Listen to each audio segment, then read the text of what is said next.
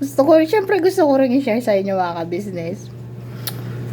Ang ganda pa, ang ganda talaga mga ka-business ni girl. Bagay na bagay niya manlait ngayon. Yung mga bukang unggoy na nilalait niya. Yung mga patay gutom.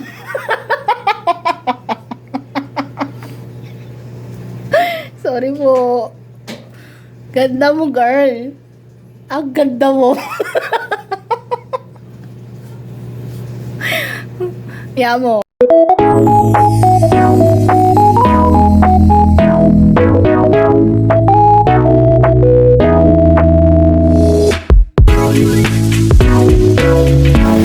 Hello po, mapagpalang araw po mga kabisnes naming minamahal. Please pakisupport po mga kabisnes. Please like, share, and subscribe. Please support po Vera and Lito Official. Yun, pakisuportahan natin po mga kabisnes. Opo. Meron na pong sariling YouTube channel si Kuya Vera, ay si Kuya Lito at saka si Vera. Thank you po. Ano lang po, unahin nyo, Vera and Lito, no? Vera ang nauna. Baka minsan kasi Lito, una, Lito and Vera. Opo. Una po siya Vera kasi mas malaki siya. So yun na mga kabisnes, salamat po ha. Supportahan natin sila. Thank you so much. Thank you po. Support po mga kabisnes, Vera and Lito official. Yan. Official na po sila mga kabisnes. Apo. Na sila Thank you ay po. isa na excuse me po, isa ng vlogger.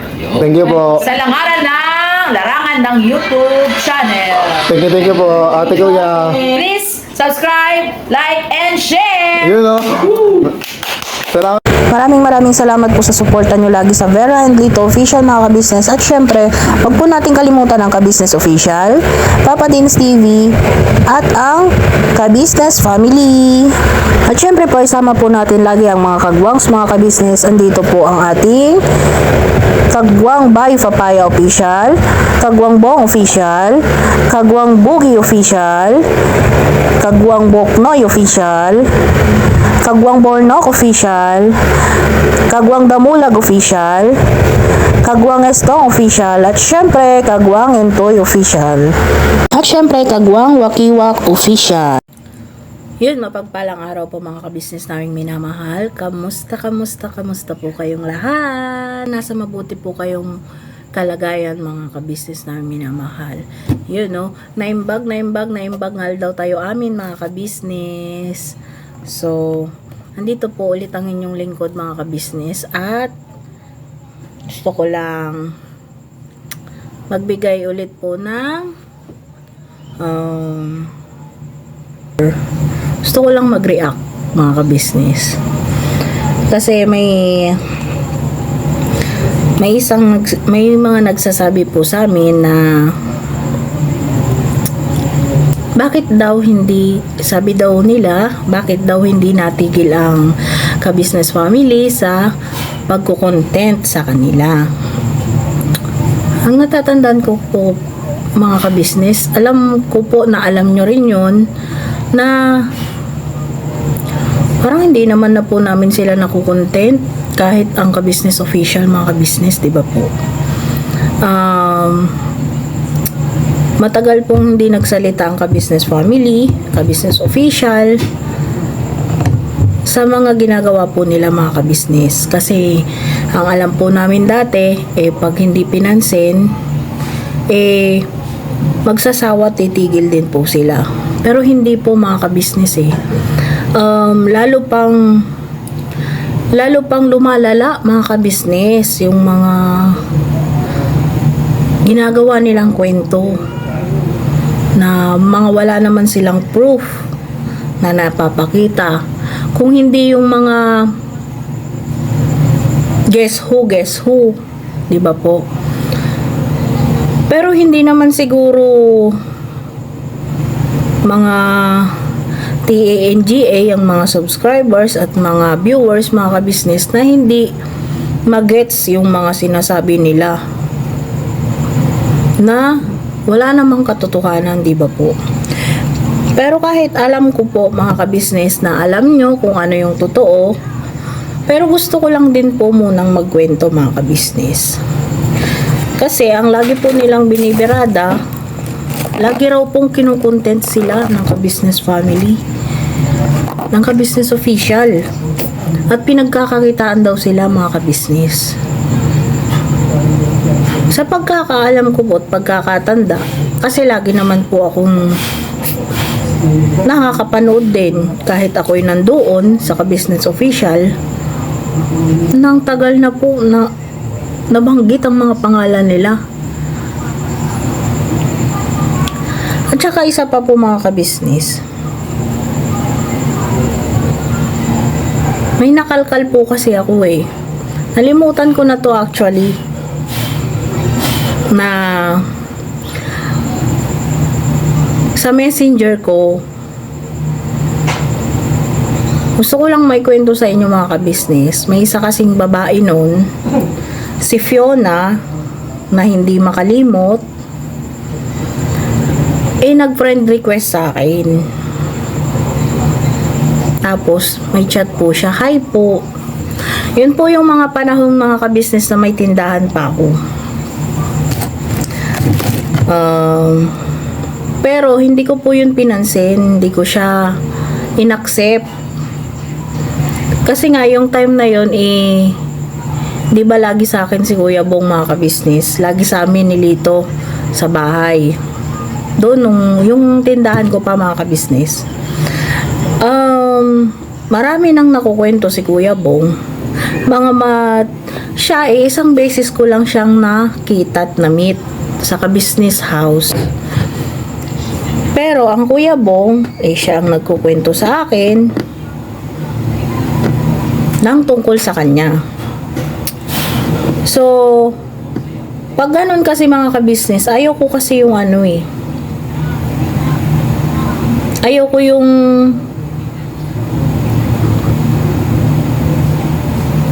ako yung pagmumulan ng away, o ayaw ko yung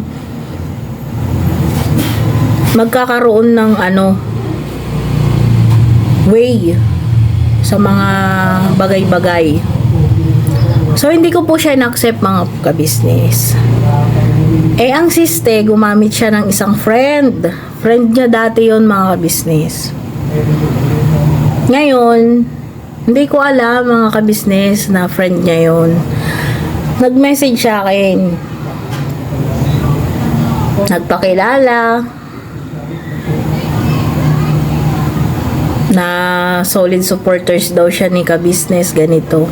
Syempre ako bilang isang beneficiary dati ng ka-business official, inaccept ko po yung friend request niya, then nireplyan ko. Sabi ko, "Ay, thank you po. Thank you po sa suporta sa ka-business official, ganito, ganyan." Ang sistema ka-business, tumawag yung friend niya. At ito daw si Fiona, ay gusto daw niya akong maging tulay tungkol kay Kuya Bong. Pero si Kuya Bong na nga po yung umaayaw sa kanya. Tapos, sinabi ko doon sa friend niya na sige po, sasabihin ko po sa kanya kung ano. Pero nung sinabi ko po kasi kay Kuya Bong na tumawag sa akin si ganito, ganyan, ayaw po ni Kuya Bong. So, ibig sabihin, in short, hindi ko po sila inano ulit. Hindi ko po sila sinabihan or hindi na po ako nag-chat doon sa friend niya. Tumatawag sila sa akin, hindi ko sinasagot. So, ganito mga ka-business. Yung time na yun kasi, yung time na ayaw na ni Kuya Bong kasi may mga nangyari na kung ano-ano. So, bakit niya sinasabi na siya yung hindi tinitigilan ng ka-business official? Ang akin lang mga ka-business, sila yung gumagawa ng way ng kung ano-ano. Tapos sasabihin nila ka-business official, mga ka-business, ang hindi tumitigil. Huwag naman ganun, girl. Sayang lang yung halakhak mo. na wala namang katotohanan. Tigil na, girl. Move on na. Kasi kung sinasabi mo na ina-vlog ka naman ng ka-business official, oo. Pero bakit? Bakit ka na-vlog? Diba dahil kay Kuya Bong? At saka hindi naman magbi-views. Kung ikaw lang yung iba-vlog ng ka-business official nung time na yun. Si Kuya Bong ang madaming nanonood sa kanya, hindi ikaw. Kaya wag mong sabihin na malaki ang kinita ng ka-business official sa'yo. Diba? Diba mga ka-business, tama ako? Kaya wag kang feeling masyado. Wag kang feeling viral. Kakaawa ka naman. Tumatawa ka ng walang kausap. Tumatawa ka ng walang katuturan. Diba? Ang Kuya Bong ang viral. Uulitin ko ha. Hindi ikaw, girl. Dahil kahit sinong ma-link or maging girlfriend ni Kuya Bong, nagiging viral, di ba? Because kay Kuya Bong, ganun yun. Hindi dahil sa'yo. Feeling mo naman, pinanood ka nila. Tapos parang utang na loob pa. Hindi ka naman pinilit ng ka-business family. Di ba? Tsaka ano yung sinasabi mo? Anong sinasabi nyo? Mukha kaming unggoy? Excuse me, baboy ito. Hindi unggoy. Tsaka proud kami. Proud ako sa kulay ko, girl. Natural color to. Eh ikaw, kita naman namin mga picture mo nung dati. Hindi ka ganyan kaputi, girl. Kung wala ka dyan sa abroad, wala yan. So ngayon, kung gusto mo ng payabangan ng kulay, sige nga, umuwi ka rito sa Pilipinas. Mag-stay ka. Try ko lang kung hindi bumalik yung kulay mo dati.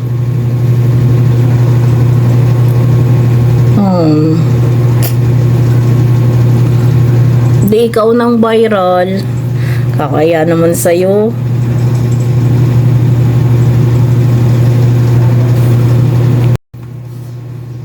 Tsaka alam nyo, mga ka-business, halatado na puro gawa lang ang mga kwento nila. Bakit po mga ka-business? Kasi puro guess who. Dahil kung totoo mga ka-business yung mga sinasabi nila, yung mga hinahalakhak nila, di ba nagpakita na po sana sila ng ebidensya mga ka-business. So halata na po kung sino yung mga nagsisinungaling. Di ba po? At hindi ang ka-business official ang magaling mambola sa mga viewers. Alam ng maraming tao yan mga ka-business, di ba po? Kung ako sa'yo, girl, total hindi rin naman nagbi-views pagka gumagawa kayo ng guess who. Kung wala kang makontent, pwede ka na magpang-content ng maglaba. At least wala kang tinatapakang tao nun. Pwede ka rin mag-content na magkuskus ng CR. Di ba? Tignan mo ko. O baka naman, kaya gumagawa ka lagi ng kwento kasi kinakahiya mo yung mga ganong gawain mo. Di ba? Ay. Sayang. Sana nagiging proud ka kung ano ka ngayon. Malay mo, ma-discover ka pa, 'di ba? Kaysa naman, guess who? Tapos sasabihin ginagamit sila. Hello? Girl, hindi ka naman famous para gamitin lagi ng ka-business family. 'Di ba? Sayang.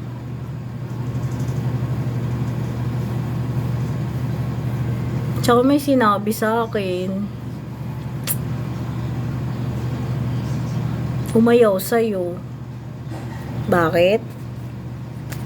Nilabas mo raw kasi yung tunay na ugali mo eh. Sayang ka, girl. Tapos sasabihin mo, bait-baitan ng family ka business sa camera. Sige nga. Tanungin mo nga yung iba na nagpunta dito sa ka-business family.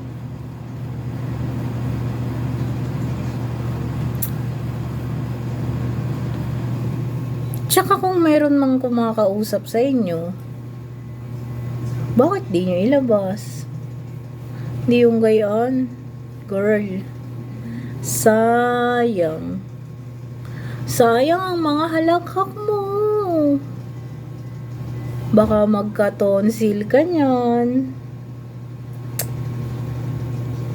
Tsaka isa pa, huwag kayong masyadong mapanlait ng tao. Bakit kanyo? Karma is real. Baka mamaya sa inyo bumalik mga sinasabi nyo. Sayang naman yung mga beauty yung sinasabi nyo. 'Di ba?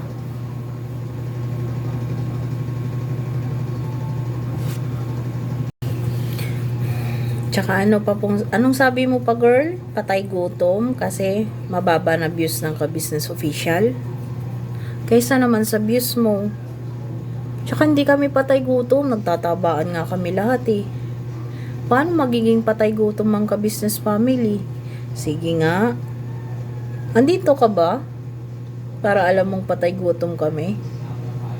Hello, ang tataba kaya naming lahat, walang payat sa amin. Kahit nga si Ate Junjun na nabana eh. Huwag ganun. Alam mo, minsan hindi na makain ng aso yung mga sinasabi nyo.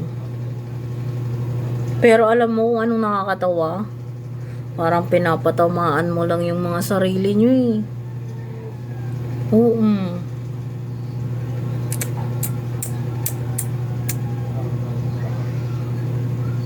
Yung sino kaya sa atin ang gumagawa ng istorya para magkaroon ng views? Ka-business family ba? O kayo? 'Di ba? Alam naman ng mga ka-business family yan. Ka-business community. Pero gusto lang kitang kausapin. Ba, gusto mong gumising na sa katotohanan, ti. Hala, siya oh. Kung ano-anong sinasabi, di na natakot. Bahala ka ba, bumalik ka yan. Balik yan sa'yo.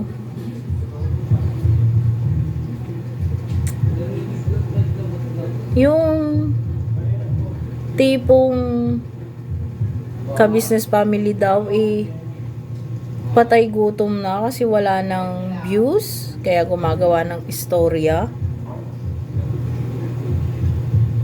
Hello?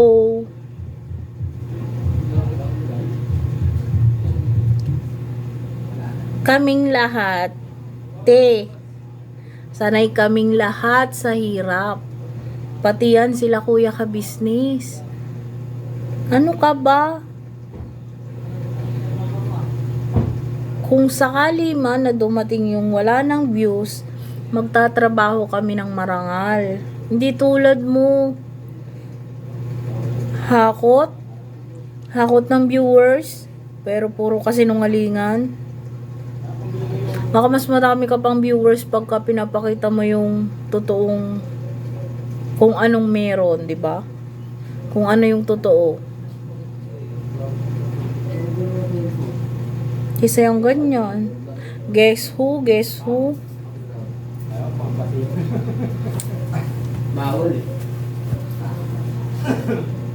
Alam mo girl, sayang yung halakhak mo. Ipunin mo na lang sa halakhak na katotohanan. Alam mo ba yon? Wag yan. Kasi halatang halata, mahalakhak ka, pero fake. Nahalakhak nga yung labi mo, pero yung pagmumukha mo at yung mata mo, alam na peke. Peke ang mga sinasabi mo.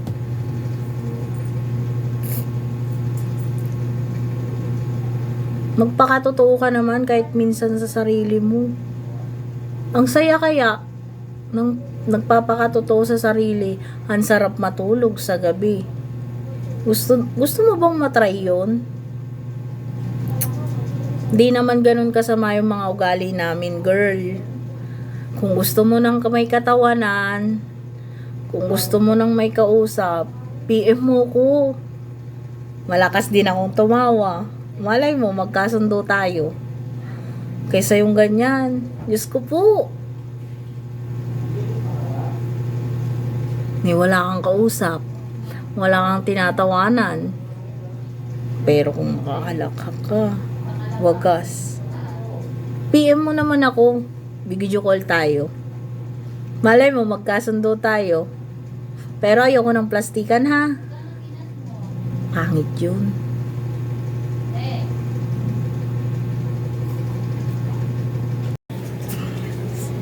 So, yun mga ka-business, siguro nakikita nyo, natatawa ako. Habang mo kasing nagre-reaction ako, may mga nagpasa ng old picture ni girl. Ito yung nung siguro andito pa siya sa Pinas or bago-baguhan pa lang siya sa ibang bansa. Ang ganda niya mga ka-business. Ito ang totoong nakakatuwa.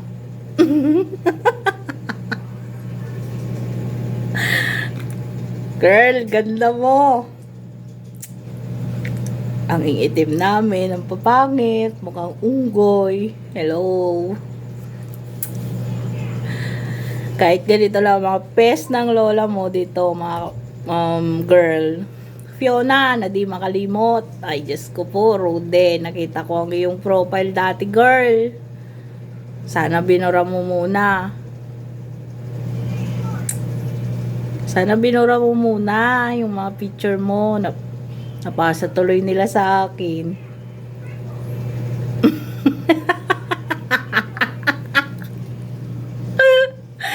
Ang ganda mo. Oh, grabe. Bagay na bagay mo manlait. Ngayon, katikim ka na ng puti eh.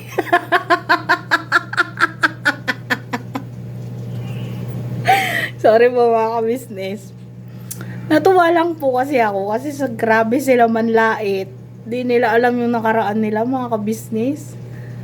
Eksaktong nagre-reaction ako, may nag-chat. Pinasa niya yung mga old picture niya. Ganda pala niya mga ka-business. Yan nyo. Pag napasyal kayo sa ka-business house, papakita ko sa inyo.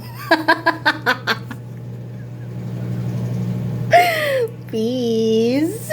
Ganda mo, girl.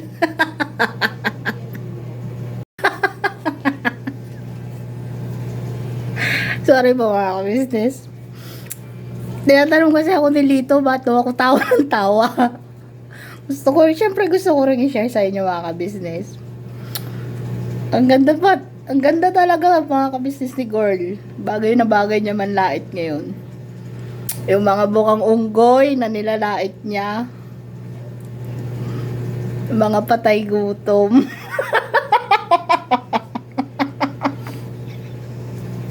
Sorry po. Ganda mo, girl. Ang ganda mo.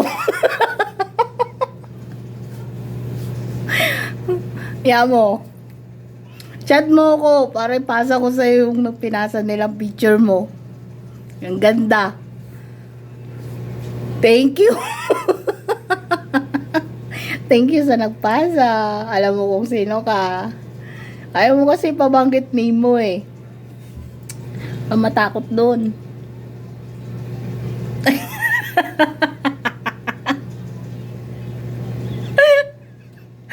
Ang ganda mo. Grabe, bagay na bagay mo manlait. Di ako makamove on. Papanaginipan ko yata mamaya.